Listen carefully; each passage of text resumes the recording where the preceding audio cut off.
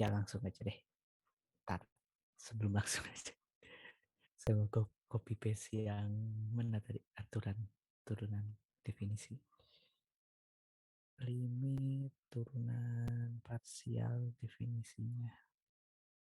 Ini dia.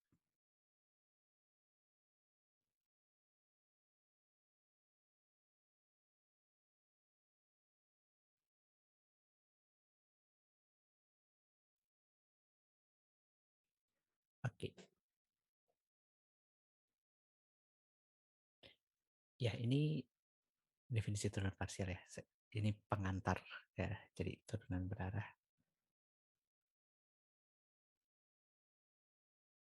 dan gradien. Gradien nanti aja. Ini turunan berarah, turunan berarah, turunan berarah.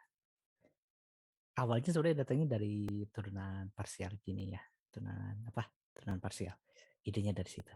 Nah, sekarang misalkan eh eh tar, ini di atas. Enggak di bawah. Ini hanya menuliskan ulang gitu. Kita menuliskan ulang dalam bentuk vektor gitu. Jadi kalau kalau misalkan kita misalkan X0 Y0-nya itu jadi vektor gitu ya. Kan titik bisa dijadikan vektor dikurangi dengan 0,0 gitu.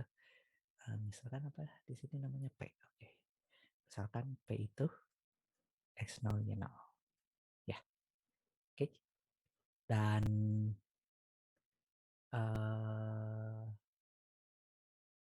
ya udah. Yang ini kita bisa tuliskan jadi limit delta X menuju 0. Oh, dari F X0 plus delta X, Y0 itu kan jadi X0, Y0 ditambah delta X, 0 gitu ya. Dan kita bisa tuliskan menjadi apa ini? Apa ini? P. P itu kan X0 plus Y0, X0, Y0 ditambah dengan delta X, 0 sebut aja itu delta X, 0, 0-nya 1,0 itu kan I ya. Oke, yang IJK itu 10. Ya, kita bisa tuliskan seperti ini menjadi min FP per delta X. Begitu juga yang ini. Limit delta X, 0, ini jadi FP plus. Sekarang tapi ininya delta YI, delta YJ. Ya, J karena si delta Y-nya kan ada di komponen Y ya. 0, delta Y. Itu jadi delta Y dikali J. J-nya itu kan 0,1. Minus FP per delta Y.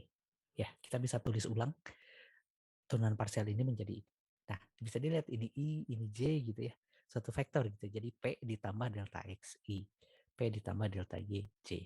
Gitu. Turunan parsial itu pada dasarnya ya apa kita melihat apa melihat kemiringan. Oke. Balik lagi. Sorry, lupa di copy yang ini. Kita melihat kemiringan dari satu fungsi di arah tertentu gitu kan. Ya, arahnya itu adalah sejajar sumbu X atau sejajar sumbu Y. Ya. Kalau diturunkan terhadap X, jadi sejajar sumbu X. Kalau diturunkan terhadap Y, sejajar sumbu Y gitu. Ya, bisa dilihat dari ilustrasinya. Gitu. Nah, sekarang kalau kita lihat ini gitu ya, kita lihat apa kita berada di ruang gitu, kita kan bisa melihat bahwa arah itu nggak cuma sumbu X dan sumbu Y ya, bisa bisa apa kayak diagonal gitu, agak miring dikit atau misalnya miringnya itu dikit banget gitu. Kalau kalau dibayangkan sebagai arah mata angin kan mungkin yang standar itu bentar sumbu X itu arah mana ya? Y itu utara, X itu sumbu Y positif itu utara, sumbu X positif itu apa? Yang ke kanan tuh barat apa timur? Ya salah satu itu ya. Lupa persisnya. Coba ingat atas itu utara. Jadi selain utara, barat, timur, dan selatan ada arah-arah lain juga kan ya. Nah itu yang disebut turunan berarah itu secara geometris sebenarnya itu sih.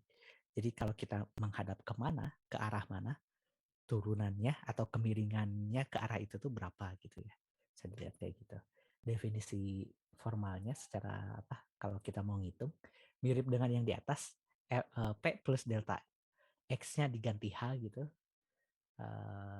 I-nya diganti dengan vektor sebarang gitu ya. Vektor apapun, tapi dengan sedikit catatan sih. Gini, ya. Jadi vektor arah. Oke. Jadi catatannya ini unit vektor. Jadi vektor satuan ya. Jadi harus vektor satuan. Karena kan kalau kita ngadep ke arah misalnya vektornya gitu, arah 1,1 dan arah 2,2 itu arah yang sama kan? 1,1 dan 2,2 itu. Dan kemiringannya harusnya sama dong di situ.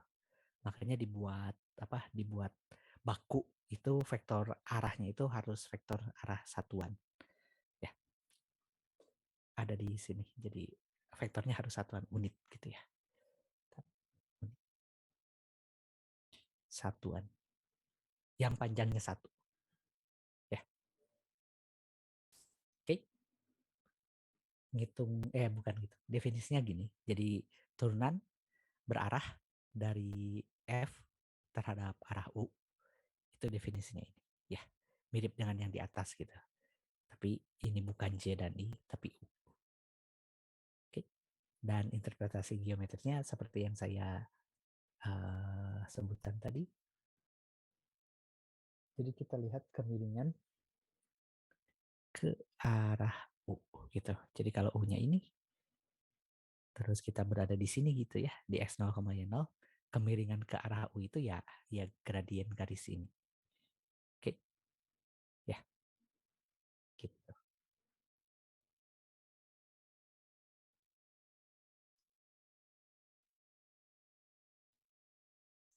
Nah, terus sekarang cara ngitungnya, tapi kita ingat-ingat lagi yang ini. Grad FP itu kan sebenarnya Fx di P, Fy di P gitu ya. Atau karena ini vektor ya kita bisa tuliskan dalam IJ gitu, Fxp I ditambah Fy P C. Ya, oke. Nah, kalau kita punya grad F-nya seperti ini, terus F itu bisa dicari gitu grad F-nya, artinya Fx dan Fy-nya ada. Untuk menghitung turunan berarah itu cukup dihitung seperti ini. Itu ya. Oke.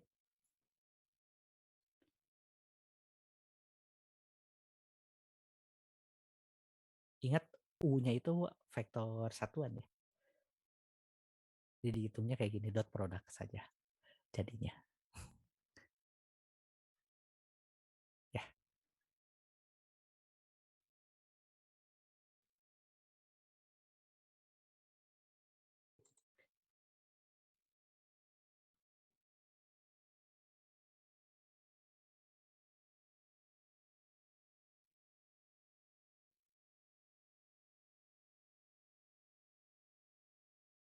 oke.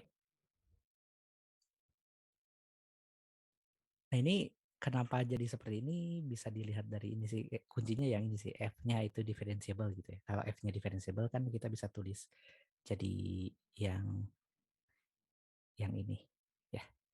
Kalau F-nya differentiable. Oke. Kalau F-nya differentiable bisa kita tulis seperti ini. H-nya itu kan jadi U. Ini kan grad F, jadi grad F dot U. Terus saat H-nya menuju 0, yang ini akan menuju 0 gitu. Ya, oke. Jadi dapat gitu.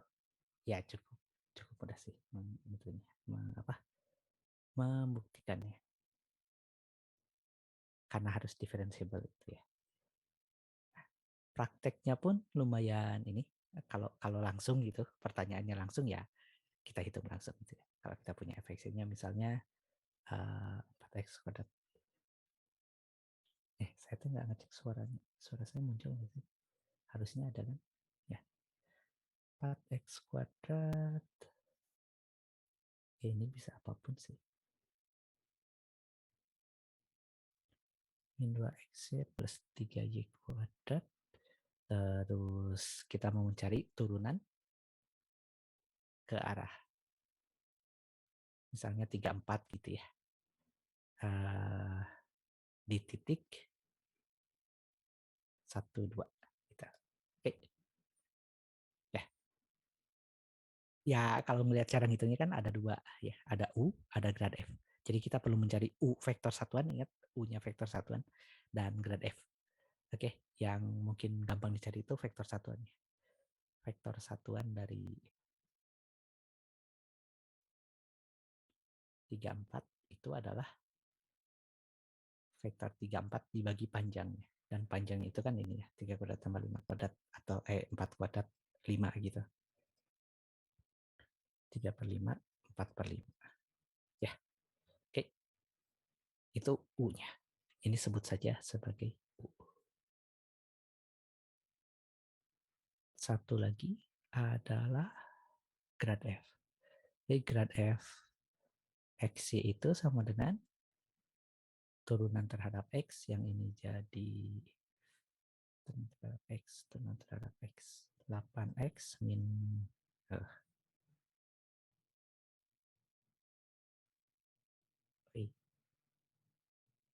8X min 2Y terus turunan terhadap Y min 2X plus 6Y gitu ya. Oke. Jadi grad F dari 1, 2 itu tinggal dimasukin aja. 8 kurangi 4 min 2 tambah 12. Ya, gitu. Maka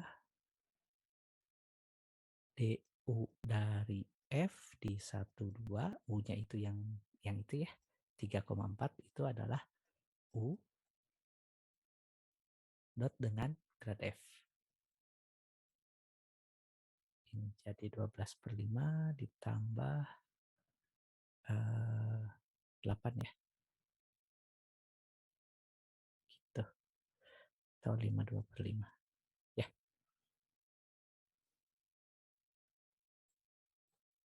oke. Jangan lupa ini ya, dibagi dengan panjangnya karena U-nya itu harus vektor satuan gitu.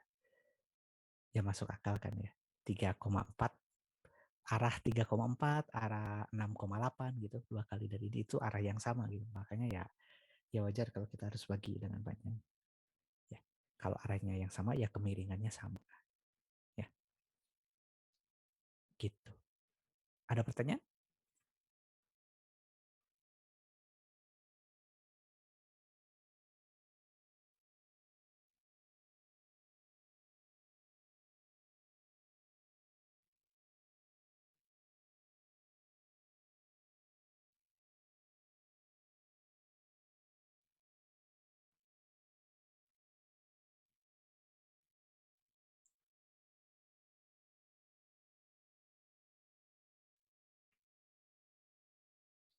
Oke, kalau enggak kita lanjutkan.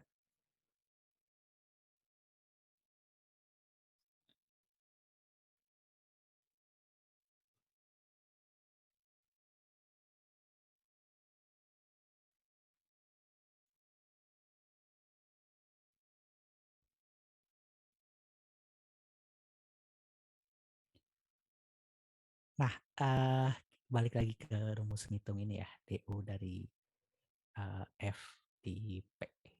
Ini kan U dot grad F di P. Ya, oke. Dan ini kalau kita pakai cara menghitung lain dari dot product itu kan pakai panjangnya. Panjang U, panjang grad F, dikali cos theta. Theta-nya itu adalah sudut antara U dan grad F P. Ya, oke. Tapi kan U-nya itu vektor satuan, berarti panjangnya 1 ya. Karena panjangnya 1, jadi ini tinggal grad F P cos theta. Ya, artinya di satu titik yang sama, di titik yang sama, grad F-nya kan konstan ya. Kalau kita masukin P-nya yang sama, grad F-nya konstan. Jadi besar dari turunan berarah ini hanya bergantung dari cos theta. Ya, cos theta itu kan menentukan arah juga. Jadi sudut antara U dan F gitu ya. Oke, jadi dari sini kita bisa tahu, kita bisa mencoba kita bisa menyimpulkan bahwa si DU itu paling besar kalau kosetanya itu satu kan. Ya, DU itu paling besar kalau kosetanya satu, atau koseta satu itu berarti kan sudut antara grad F dan U-nya itu nol. Ya, tetanya itu nol. Artinya U-nya itu ya sejajar dengan searah dengan grad F gitu ya. Atau bisa aja kalau searah ya buat aja jadi sama gitu. U-nya itu ya sama dengan grad F. Oke, searah dengan grad F. Sorry. Karena U itu harus panjangnya satu. Jadi agar DU FP itu maksimum. Nah, DU itu apa? DU itu kan tadi gradien gitu ya. Gradien itu kan menunjukkan perubahan ke arah itu, kemiringan ke arah itu. Jadi kalau DU FP maksimum berarti ya dia berubah, dia naik paling cepat gitu ya, naik paling cepat. Oke. Jadi agar DU FP max atau dengan kata lain naik paling cepat, F-nya itu naik paling cepat,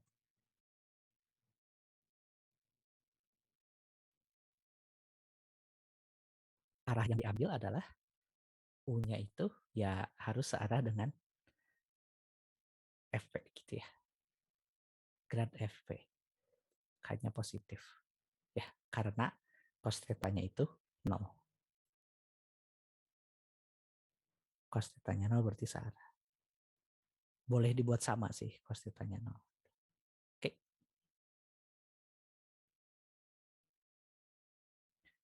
Nah, kalau kita mau dia turun paling cepat agar DU FP-nya berarti minimum gitu ya. Cos theta-nya bukan 0, cos theta-nya 1. Theta-nya yang 0. Cos theta-nya 1, yang ini jadi theta-nya 0. Minimum atau F-nya turun paling cepat. Berarti cos theta-nya harus yang minimum ya, dan cos theta itu paling kecil min 1. Dan ini artinya theta-nya itu pi ya, berlawanan arah. Jadi U-nya itu ya kita ambilnya K grad FP, biasanya minusnya aja, K-nya itu negatif ya. Jadi biasanya ya U-nya itu minus grad F, tapi nggak harus sih. Ya, gitu. Jadi suatu fungsi itu akan naik paling cepat kalau kita ngambil arahnya itu searah dengan grad F, dan turun paling cepat kalau arahnya itu berlawanan arah dengan grad F. Ya, gitu. Oke.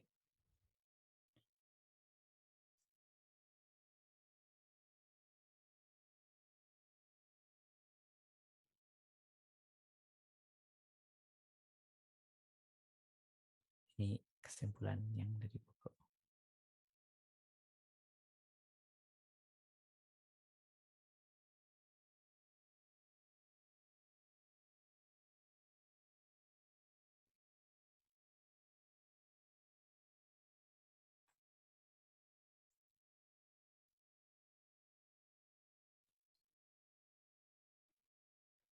Oke. Ada pertanyaan?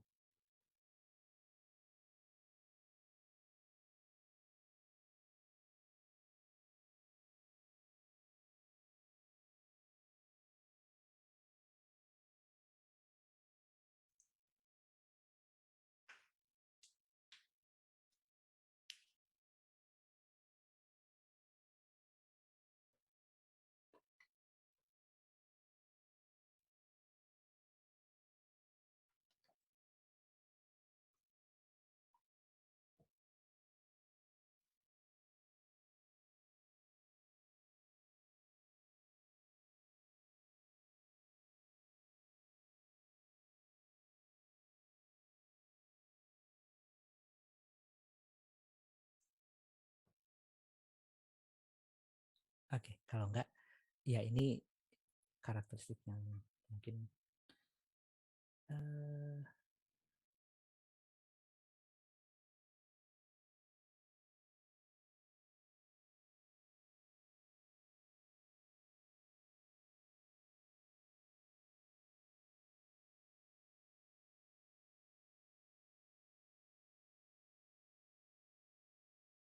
ya saya nggak yakin sih ini bakal dipakai banyak nggak, tapi dijadiin teorema mungkin cukup penting gitu ya. Jadi hubungan antara kurva ketinggian dengan gradien. Ya, lihatnya kayak gini sih. Jadi kalau kita punya ini kurva ketinggian ya, kurva ketinggian dari suatu permukaan. Terus U itu uh, garis singgung, vektor singgung dari kurva ketinggian. Ini pasti tegak lurus dengan grad F di titik itu, gitu ya. Selalu seperti itu. Ya, oke.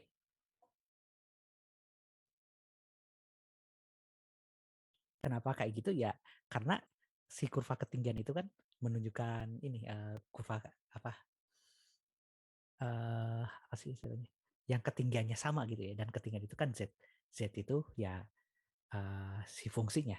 Jadi untuk ketinggian yang sama ya berarti fungsinya konstan kan. Artinya F-nya tidak berubah. Makanya grad F-nya jadi apa bukan grad F, tapi kemiringan ke arah U ini atau vektor singgung dari kurva ketinggian ini itu nol. Ya. Makanya grad F dot U-nya sama dengan nol, artinya ya grad F dan U-nya itu tegak lurus gitu ya. Oke, gitu. Ya ini fakta yang mungkin dipakai nanti entah kapan. Jadi kalau ketemu grad F kalau diberikan kurva ketinggian, kita mungkin bisa mencari grad F-nya gitu ya, dengan memanfaatkan kondisi ini. Gitu.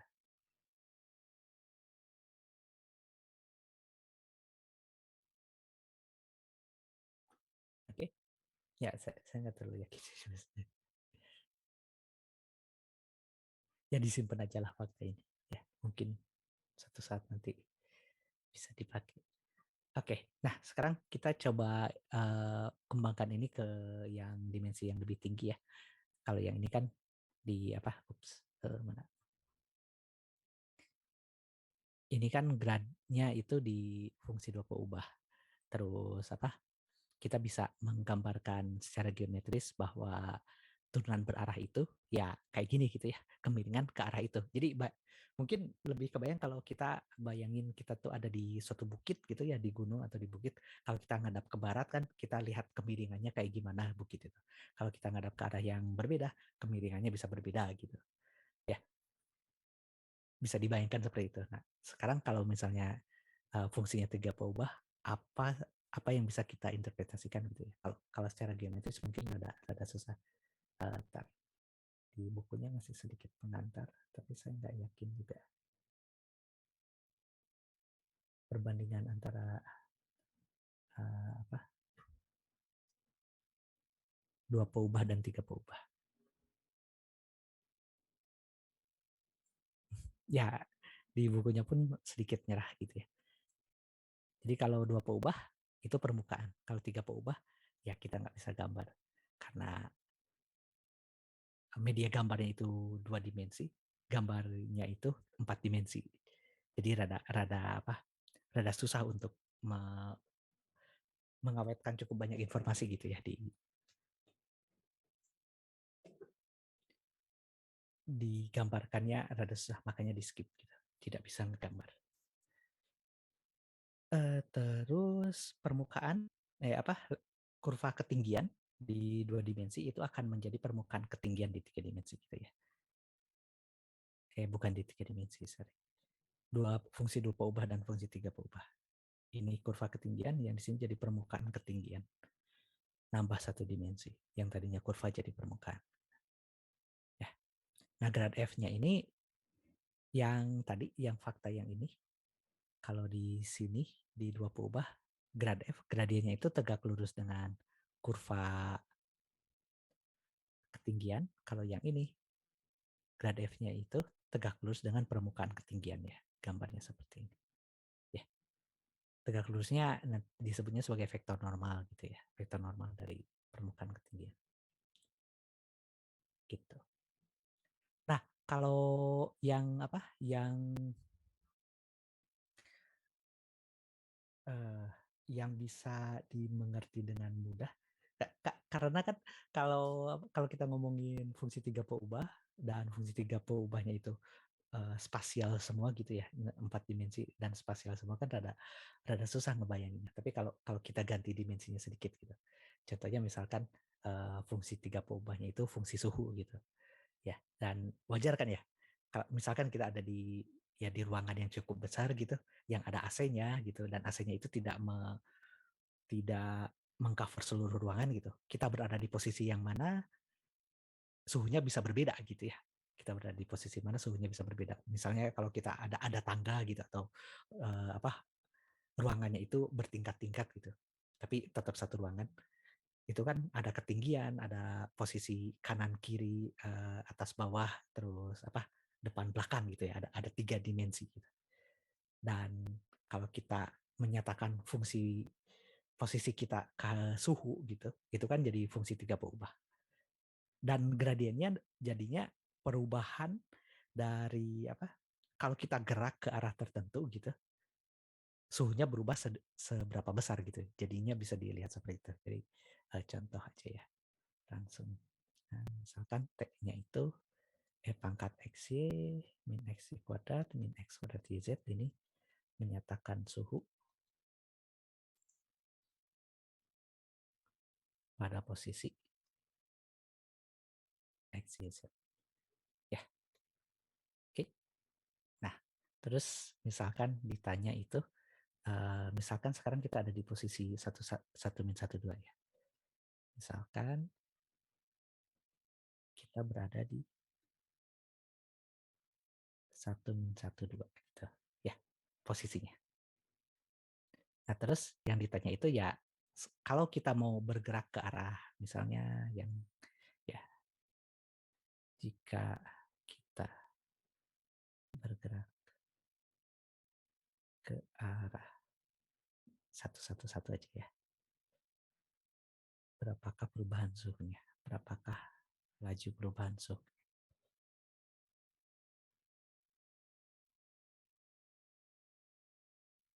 Ya, contohnya seperti ini. Ya, kalau kayak gini kita bisa uh, terapkan yang di atas ya, turunan berarah, dan udah bisa membayangkan gitu ya, kita berada di posisi ini terus kita mau pindah, suhunya bisa berubah gitu, dan laju perubahan suhunya itu yang disebut sebagai turunan berarah dari fungsi ini gitu ya. Jadi D U T di 1 min 1 2 itu adalah ya 1 1 1 dibagi panjangnya itu kan akar 3 didot dengan grad T di 1 min 1 2 itu ya. Yang ini jadi 1/3 semua. Terus yang ini ya harus diturunkan dulu nih. Oke. Apa mirip fungsinya itu ya? Jadi Tx turunan terhadap X itu YE pangkat XY minus Y kuadrat minus 2XYZ. TY itu XE pangkat XY min Y kuadrat min 2XY 2XY yang ini min X kuadrat Z gitu ya. Dan TZ pangkat X-nya 0, X kuadratnya 0, ini jadi min X kuadrat Y. Ya, oke. Ups. Tinggal dimasukin 1 min 1 2. 1 min 1 2. 1 min 1 2. Jadi pangkat min 1 minus 1 min 2 kali min 1 dikali 2. Jadi 4 ya. Plus 4. Jadi plus 3.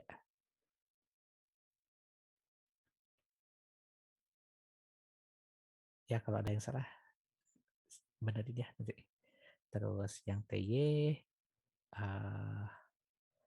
pangkat min 1 min 2x ya. Jadi plus 2 min 2. Ini ya. Terus min x kuadrat y. Jadi 1. Ya. Ya, terus tinggal ya semuanya akar 3 sih. Pangkat min 1 plus 3 plus pangkat min 1 plus 1. Jadinya pangkat min 1 plus 4 per akar 3 gitu. Ya. Jadi kalau kita berada di posisi 1 min 1 2 terus melangkah ke arah 1 1 1, perubahan suhunya itu segini. Ya. Oke. Nah, kalau misalnya kita berada di posisi yang sama nih, terus yang ditanya itu ke arah mana agar suhunya, ke arah mana kita harus melangkah agar suhunya itu naik paling cepat gitu ya.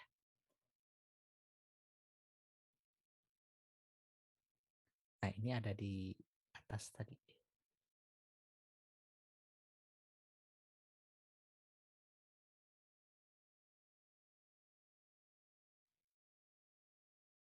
Yang ini. Ya, agar naik paling cepat, berarti U-nya itu dipilihnya ya grad F.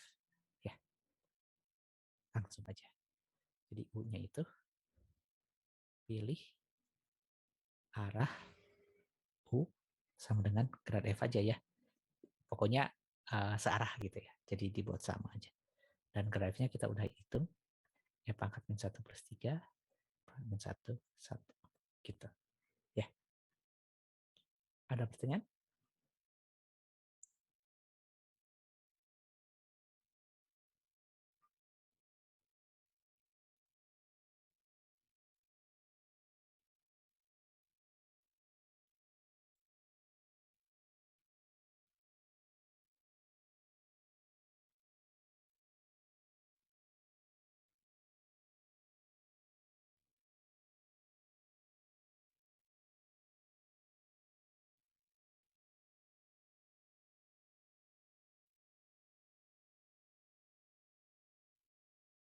Oh, salah ding. Yang ini Y-nya kan negatif ya. Ini Y-nya min 1. Ini harusnya minus, yang ini minus juga. Oh, enggak, yang kedua enggak, tapi yang ini minus, ini plus. Bedanya di situ. Oh, ini jadi minus. Minus. Jadi hilang tinggal 4/3.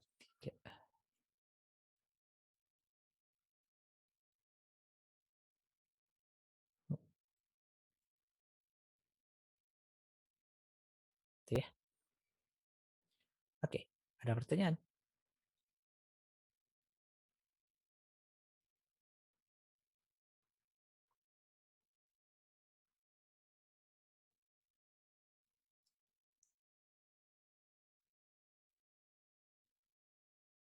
Oke, kalau enggak aturan nanti.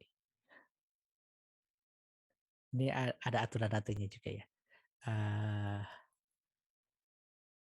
Kalau apa yang fungsi satu ubah itu kan dy, misalkan y-nya itu fungsi terhadap x dan x-nya itu fungsi terhadap t, itu turunannya kan tulis aja deh. Kalau kita misalkan y-nya itu f dari xt gitu ya.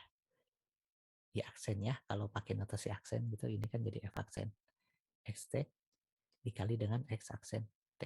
Tapi kalau pakai notasi Leibniz ini kan dy dt sama dengan dy dx dikali dx dt ya. Di sini kita bakal pakai notasi Leibniz karena lebih lebih kelihatan gitu.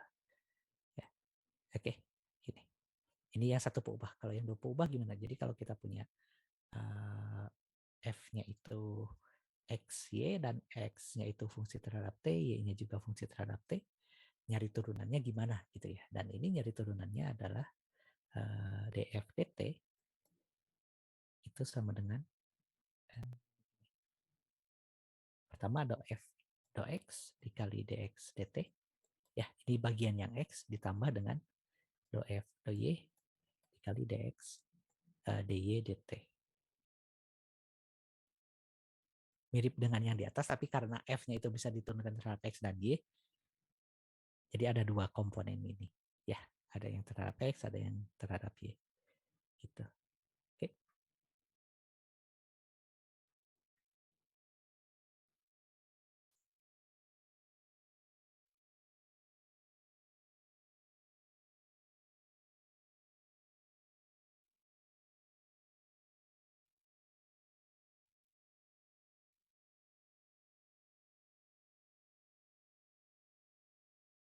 Ya.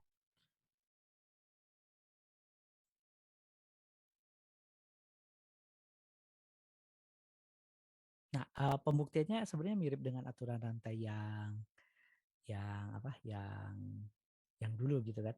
Saya nggak tahu sih dibuktikan nggak dulu aturan rantainya. Nah, ini yang dari buku biar lebih rapi itu mungkin.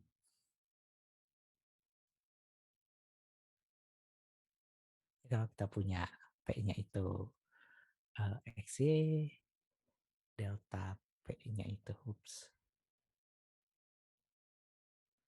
delta X, delta Y, dan delta Z itu ya F P ditambah delta P, perubahan dari fungsi kan ya, makanya seperti ini. Terus kalau F-nya itu bisa diturunkan, differentiable, kita bisa mengganti delta Z-nya menjadi pakai yang aturan yang differentiable lagi, FP plus delta P. Ya, yang diganti sebenarnya FP plus delta P ya. FP plus delta P-nya diganti jadi yang ada epsilonnya itu. Min FP, terus FP-nya pindah luas, ini sama dengan yang nyisa itu tinggal ini ya. P kali delta P ya, di dot ditambah dengan epsilon delta P dot delta P. Ya, oke. Yang epsilon delta P-nya menuju 0 kalau delta P-nya menuju 0. Ya. Dan yang ini kan akan jadi fxp delta X ditambah fyp delta Y.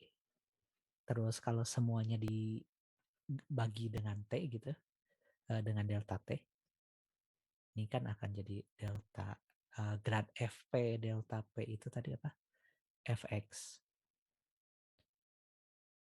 P delta X delta T ditambah Fy P delta Y delta T ditambah epsilon delta P, terus ini delta P per delta T atau ini kan jadi delta X delta T tambah delta Y delta T gitu ya.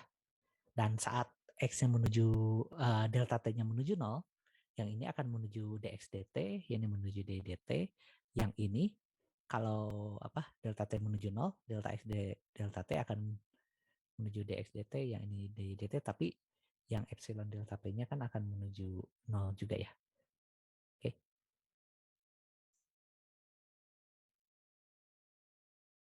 Karena delta X dan delta Y-nya akan menuju 0 kalau delta T-nya menuju 0. Ya, semakin kecil perubahan T-nya, semakin kecil perubahan X dan Y-nya. Makanya epsilonnya menuju 0. Jadi tinggal ini. Ya, dan ini kan dapatnya ini. Oke. Ya, gitu. Untuk hitungnya ya tinggal dimasukin sebenarnya. Dan ya ya ya contoh deh. Contoh. Misalnya Z-nya X pangkat 3Y gitu. X-nya itu yang sederhana aja. 2T, Y-nya itu T kuadrat. Ya, di ZTT berarti dou Z, dou X, dx dt. Saya tulis aja rumusnya dulu. Dou Z, dou Y, dy dt. Ya, dou Z, dou X itu turunan X, Z terhadap X, 3X kuadrat Y, dikali dx dt-nya itu 2, ditambah dz, dou Z, dou Y, itu X pangkat 3, dikali 2T. Ya, terus karena ini terhadap T kan, semuanya diganti terhadap T. Jadi 3X kuadrat jadi 3 kali 4T kuadrat 12. T kuadrat dikali T kuadrat T pangkat 4 dikali 2. Lupa. Udah. X pangkat 3 berarti 8 T pangkat 3 kali 2T. Gitu ya. 24 tambah 16, 40. Gitu. Oke. Tentu saja kita bisa substitusi dulu ya. Jadi 2T-nya masukin sini. T kuadratnya masukin sini. Terus diturunkan terhadap T langsung gitu. Bisa juga kayak gitu. Ya. Tapi ya tergantung. Ya, tergantung dari fungsinya seperti apa. Kalau gampang dimasukin ya coba masukin. Tapi mungkin ada fungsi lain yang kita emang nggak bisa masukin itu gitu ya. Misalnya. Oke.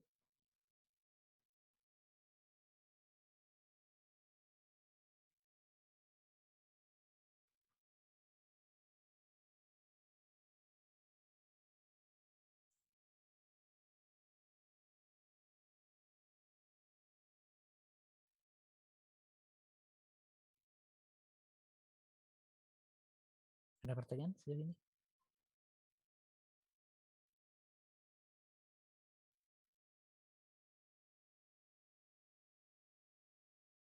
Dan ini bisa di ini ya, nggak harus yang 2 peubah aja gitu, 3 peubah dan seterusnya juga bisa gitu ya.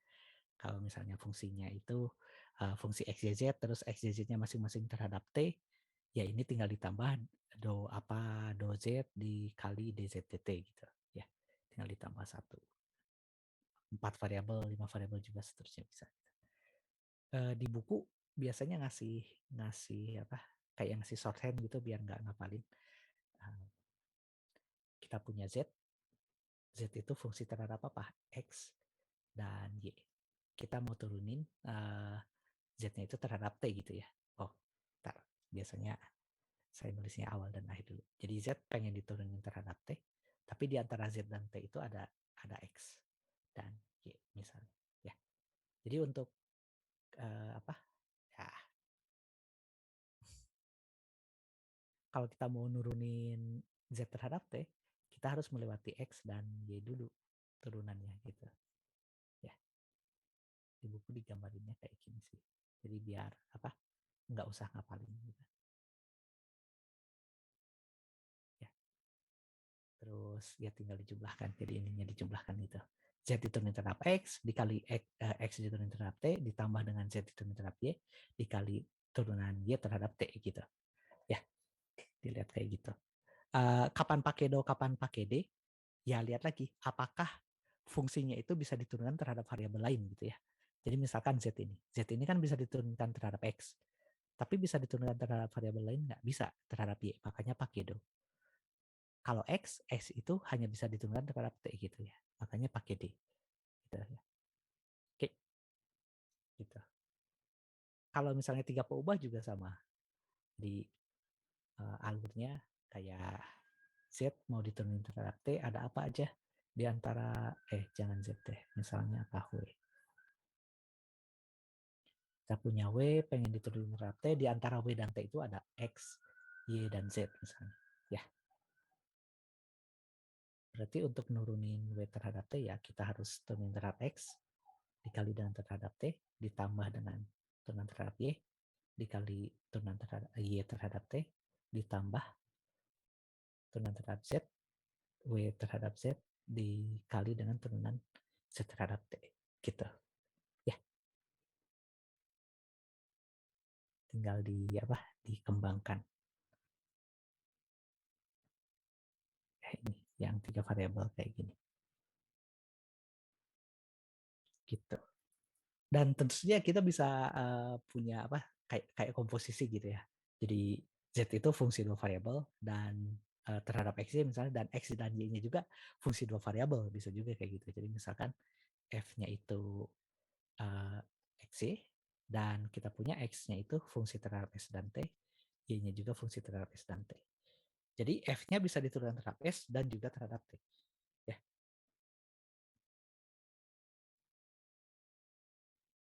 turunannya gimana? Ya sama sih. Ada dua jadi sekarang. Yang pertama do Z do S. Ya, do Z do S. Untuk nurunin Z terhadap S, Z itu kan di antara Z dan S ada X dan Y.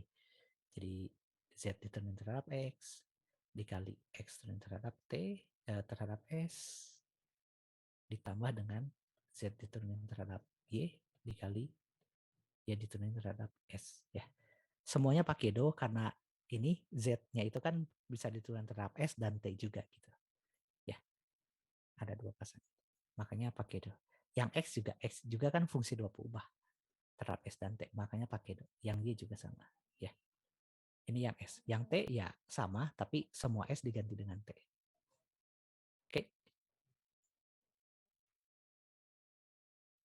gitu. Ya, dan ini bisa bisa di how the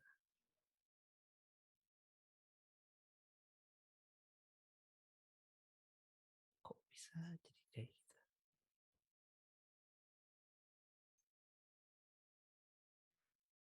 Bisa di apa?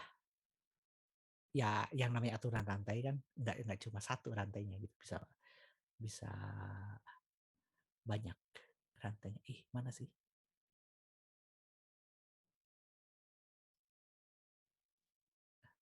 kehilangan track. T, T, T, T, ya. Dan saya lebih suka pakai yang panah-panah tadi gitu. Misalnya kita punya F-nya itu fungsi terhadap X, X-nya itu fungsi terhadap ST misalnya, Y-nya juga ST, dan ternyata S-nya juga fungsi terhadap UV gitu ya. Dan T-nya fungsi terhadap UV, dan U dan V-nya itu masing-masing fungsi terhadap huruf apa lagi? W. V-nya juga fungsi terhadap W gitu. Jadi kita bisa turunkan F terhadap W ya. Ininya apa? Ya kita bisa pakai diagram yang tadi gitu ya. Jadi kita punya F, mau diturunkan terhadap W, di antara F dan W itu ada apa? Pertama ada X dan Y ya. Di antara X dan W itu ada apa? Di antara S dan W itu ada S dan T. Di S dan T. Di antara S dan T dengan W itu ada apa? Ada U dan V gitu. Ya bisa dilihat ribet gitu ya, tapi konsepnya ngerti lah gitu. Ya, jadi untuk nurunin F terhadap W ini baru yang X nih. Yang belum jadi. Lalu ini ada U, V, U, V. Gitu. Ya, untuk nurunin F terhadap W ya kita perlu turunin F terhadap X terus dikali dengan X terhadap S dikali S terhadap U dikali U terhadap W ditambah dengan ya gitu lah. Ya, jadi banyak. Ada sebanyak apa? Ini komponen yang paling banyak kan 1, 2, 3, 4, 5, 6, 7, 8. Ada 8 komponen jadinya. Jadi dijumlahkannya 8 kali dan dikalikannya masing-masing ada 4 ya. 1 Fx, Xs, 2, 3 Su, 4 Uw gitu. Ribet. Tapi ya bisa bisa dilakukan gitu. Cuma masalahnya ribet aja. Nggak sulit tapi ribet. Ya, gitu aturan rantai. Ada pertanyaan?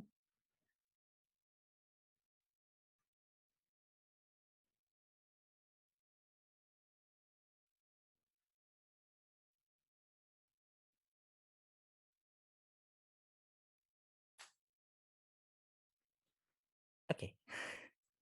Kalau enggak sekarang kita ke ini ya. Ya salah satu aplikasi dari aturan rantai fungsi dua ubah sih. Fungsi implisit.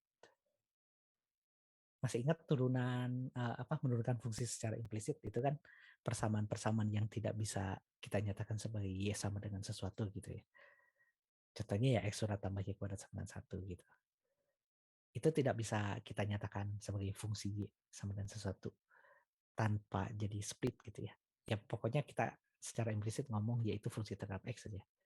Nah dibilang kayak gimana. Dan turunannya kita bisa cari gitu ya dengan aturan turunan implisit. Nah, kita juga bisa menganggap si fungsi implisit ini sebagai fungsi dua peubah gitu. Jadi kalau kita bisa anggap fungsi implisit si itu sebagai persamaan sebagai fungsi dua peubah fx y sama dengan 0 gitu ya. Oke. Contohnya ya misalnya kalau kita punya x kuadrat tambah y kuadrat sama dengan 1, ini kan jadi x kuadrat tambah y kuadrat min 1 sama dengan 0. Ini fungsinya gitu. Ya. Oke. Kita bisa buat seperti ini. Oke. Ya. Dan ini kita bisa anggap apa ya? Kan y-nya itu kalau fungsi implisit, y itu fungsi terhadap x, x-nya ya x gitu ya. Oke. Jadi kalau kita punya fungsi implisit y x gitu, ya x-nya itu ya fungsi terhadap x, terus kita bisa mencari turunan dari f terhadap x gitu ya.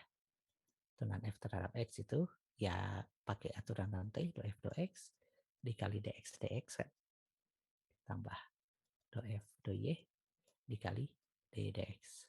Tapi df dx-nya itu kan 0 ya, karena fxy-nya sama dengan 0. Fxy-nya sama dengan 0 berarti ini sama dengan 0 ya. Df dx-nya sama dengan 0. Yang ini sama dengan 0, dx dx itu 1, turunan x terhadap x itu 1. Jadi kita bisa cari dy dx-nya. Jadi dy dx-nya itu adalah pindah ruas minus do f do x dibagi do f do Y ya gitu. Oke. Nah, kita bisa menurunkan fungsi implisit dengan menggunakan fungsi dua peubah jadinya. Ya, oke. Nah, contoh sekalian membandingkan juga ya. Contoh misalnya uh, X pangkat 3 plus X kuadrat Y min Y pangkat 4 sama 0. Oke, kalau secara implisit ini jadi 3X kuadrat secara apa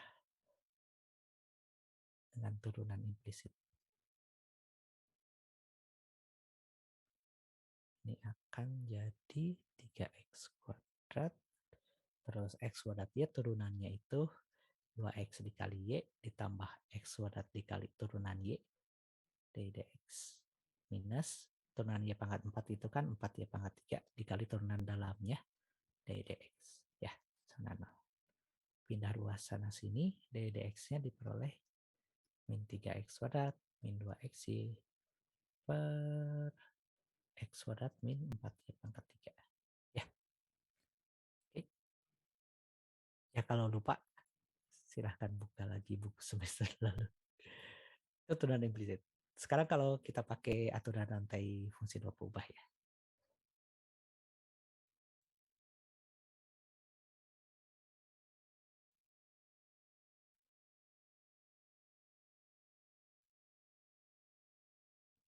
Jadi ddx itu sama dengan ini. Ditulis ulang deh. dy dx. Oh, kita misalkan dulu nih. Misalkan fxc-nya itu ya sama dengan yang di atas ya, lupa. X pangkat 3 X pangkat 3 plus X kuadrat Y min Y pangkat 4 sama dengan 0. dy dx yaitu minus do f do y per do f do x. Ya, apa kebalik? Kebalik. Balik lagi.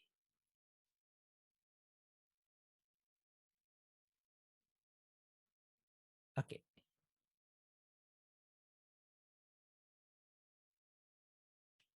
Do f do x, turunan f terhadap x. X pangkat 3 3x kuadrat, terus 2xc ya, plus 2xc per do f do y, x pangkat 3 0, x kuadrat minus 4y pangkat 3. Ya, sama kan? Oke, ada pertanyaan?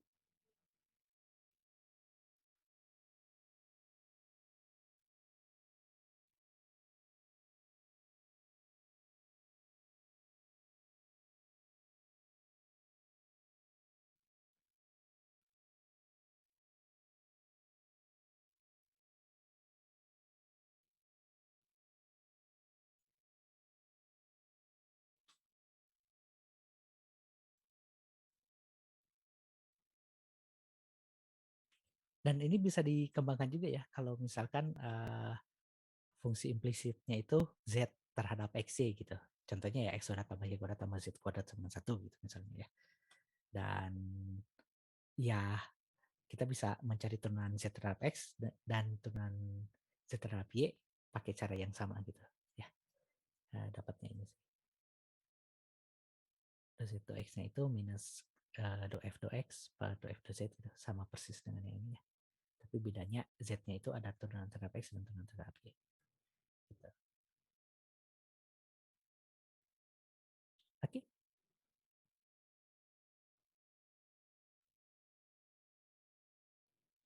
ada pertanyaan?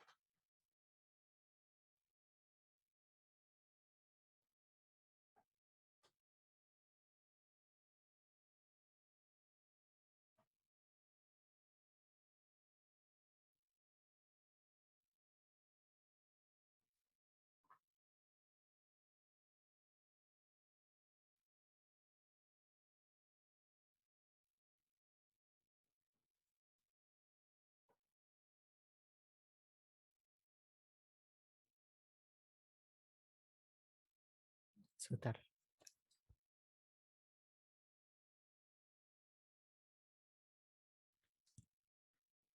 Ini ada gempa ya? Ntar saya ke kolong meja dulu ya. Kayaknya ada gempa. Uh,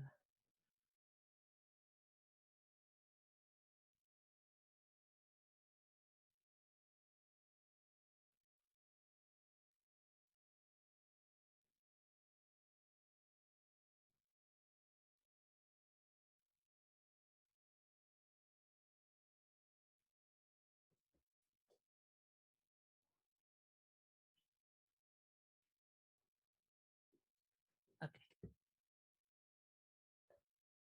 Saya ngelihat yang baju goyang-goyang sih, nggak tahu itu gempa atau angin juga. Saya nggak tahu. Kayaknya udah. Oke.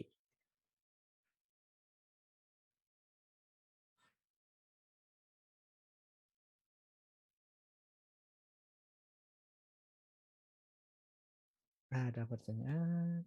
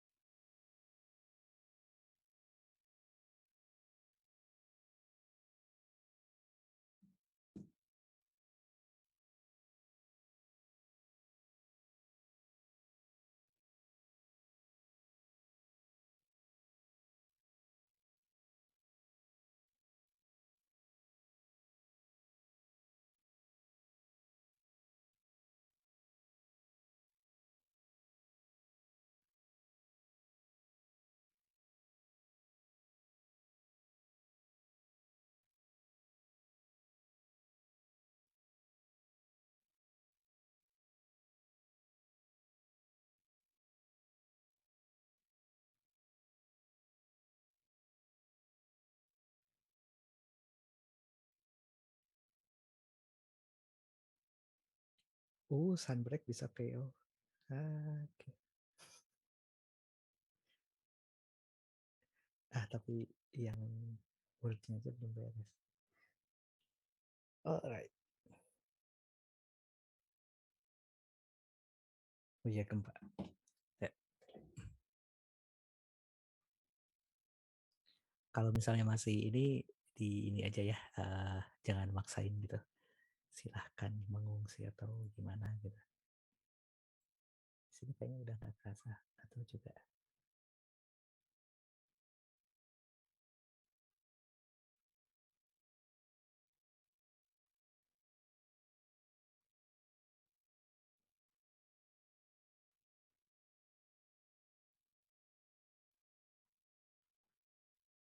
Oke. Nah, berikutnya.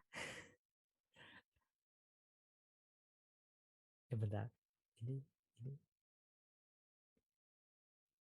ya nggak apa-apa. Bidang singgung. Ya, seperti yang saya bilang sebelumnya itu, kita kayak naik kita kayak nambah satu dimensi gitu ya. Kalau kita punya fungsi satu peubah kurva, kita punya garis singgung gitu ya. Kalau di dua peubah kita punya permukaan, berarti kita punya bidang singgung ya. Ini bidang singgung.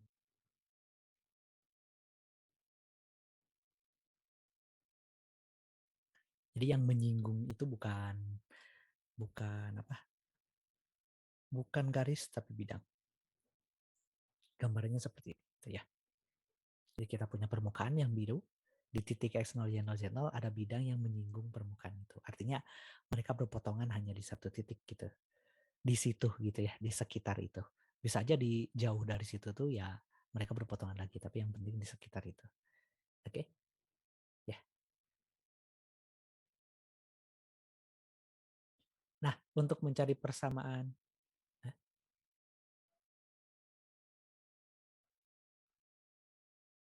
Oh, pengumuman gempa. Oke. Untuk mencari persamaan bidang, ya namanya bidang singgung tetap bidang kan ya. Dan untuk mencari persamaan bidang itu kan perlu apa? Perlu vektor normal dan titik di bidang gitu ya. Kita belajar itu kan sebelum UTS.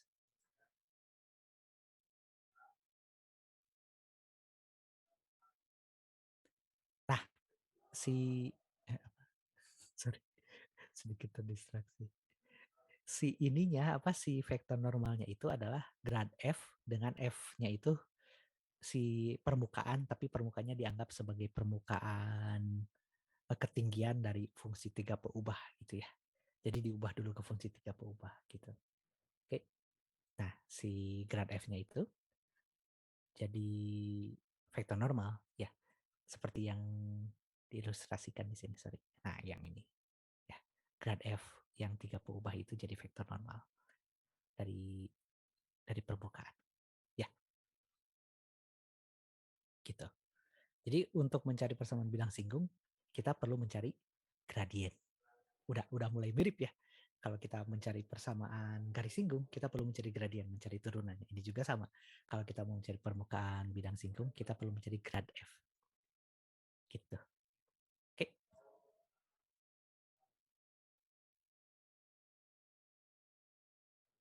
Nah, jadi persamaan bidang singgung itu secara umum dari uh, fx, y, z sama dengan 0 adalah grad F di x0, y0. Oke, kenapa sih? Jangan-jangan saya disuruh keluar juga ya. Udah, sebelum disuruh, saya diam aja dulu. X min X0, Y min Y0. Tapi kalian kalau mau keluar dari bangunan silahkan keluar ya. Jangan maksain.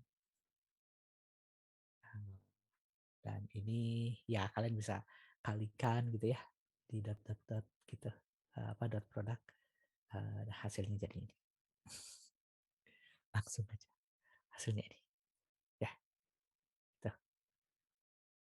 Dan kalau misalnya si apa fxzz-nya itu datangnya dari ini z sama dengan fxz gitu, berarti kan fxzz-nya sama dengan fxz f kecil xz minus z sama dengan 0 gitu. Si z-nya pindah ke kanan gitu ya. Jadi persamaan bidang singgungnya jadi ini. Sedikit lebih sederhana gitu. Tapi sama aja sih. Oke. Jadi itu persamaan bidang singgung. Ya. Contohnya misalnya uh, kalau kita punya ya, Waalaikumsalam.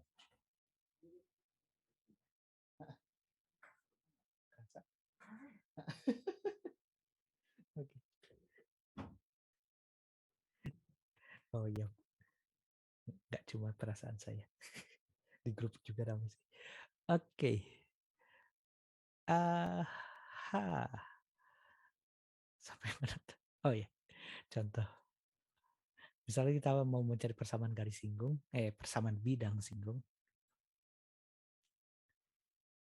persamaan bidang singgung dari fxy surat besi kuadrat.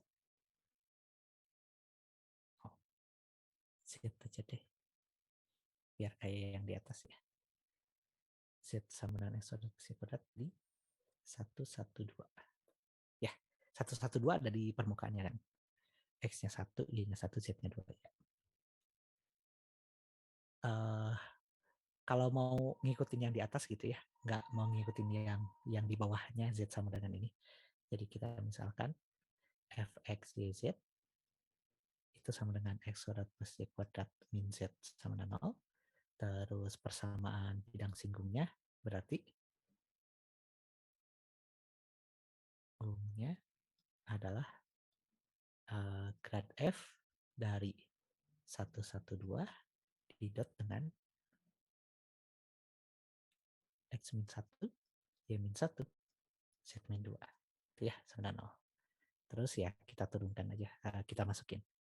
Oh, cari dulu. Lupa. Dan fxyz-nya adalah z-nya itu dengan ini 2x, 2y, 1. Itu ya.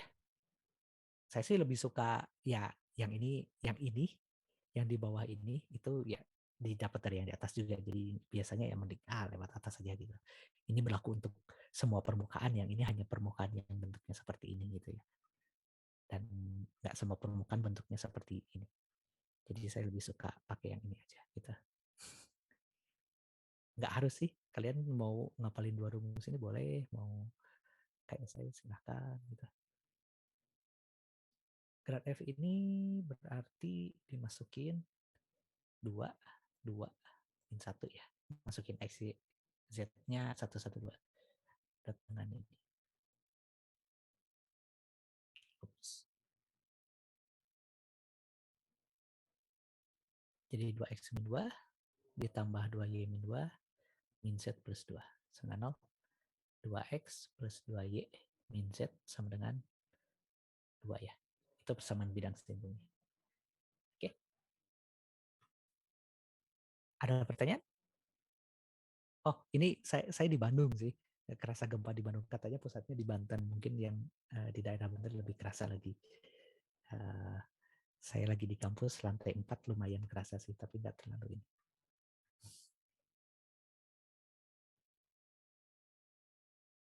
Oke.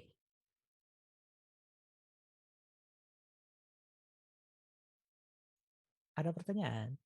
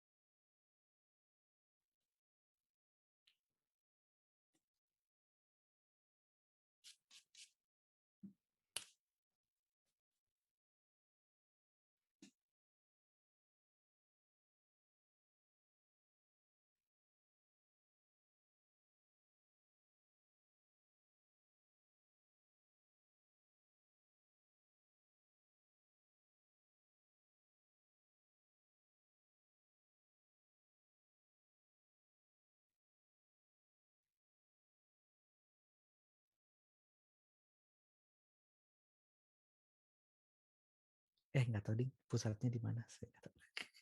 Asal aja ngomong di Banten. Sorry.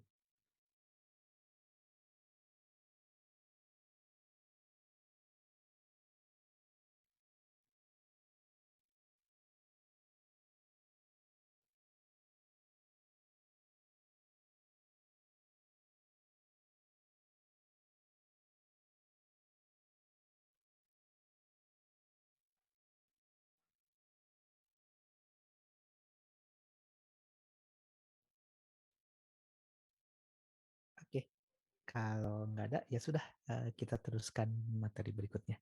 Saya juga sedikit terdistraksi dengan pergerakan orang di luar dan uh, kayaknya emang disuruh keluar, takutnya ada gempa susulan ya.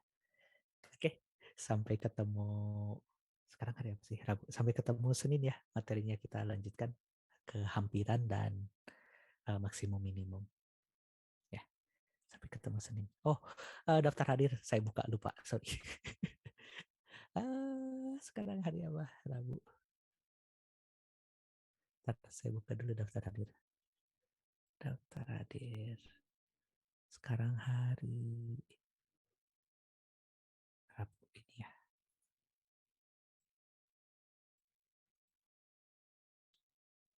Apa namanya? Tadi belajar apa? Aturan rantai, bidang singgung. Terus apa satu lagi?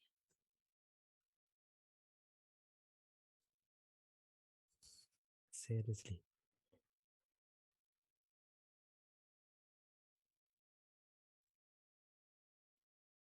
Turunan berarah. Turunan berarah.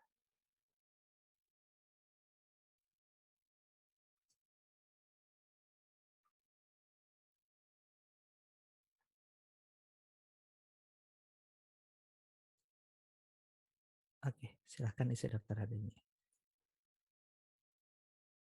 Dan sampai ketemu hari Senin.